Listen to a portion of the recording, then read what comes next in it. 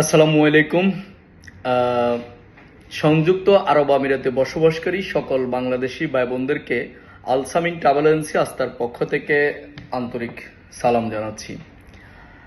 একটা সংবাদ নিয়ে আপনাদের সামনে উপস্থিত হয়েছি আজকে আল খালিজ টাইমসে প্রকাশিত এক সংবাদের সূত্র বরাত দিয়ে আমি যে বিষয়টা আপনাদের সাথে শেয়ার করতে চাচ্ছি সেটা হচ্ছে, এরই মধ্যে আপনারা শুনেছেন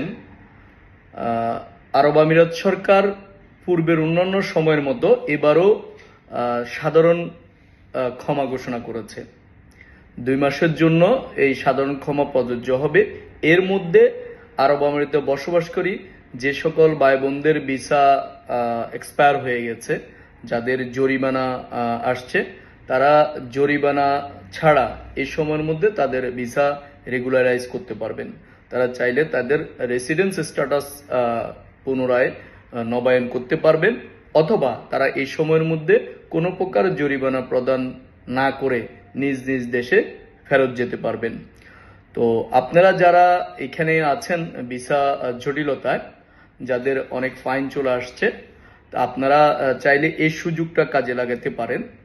তো আপনাদেরকে আমাদের পক্ষ থেকে পরামর্শ হচ্ছে, আরেকটু সময় নিয়ে এই বিষয়টা আরেকটু পরিপূর্ণভাবে সরকারি প্রজ্ঞাপন যখন প্রকাশ হবে তখন আপনারা এই বিষয়ের জন্য ইনিশিয়েটিভ নেবেন।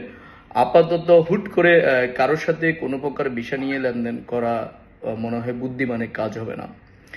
তো সবাই আমাদের সাথে থাকবেন। আপনাদের যে কোনো ট্রাভেল ট্যুরিজম সার্ভিস সংক্রান্ত যে বিষয়ে সঠিক নির্ভরশীল তথ্য পেতে এবং সেবা পেতে আলসামিন ট্রাভেল এজেন্সির সাথে যোগাযোগ করবেন। ধন্যবাদ সবাইকে।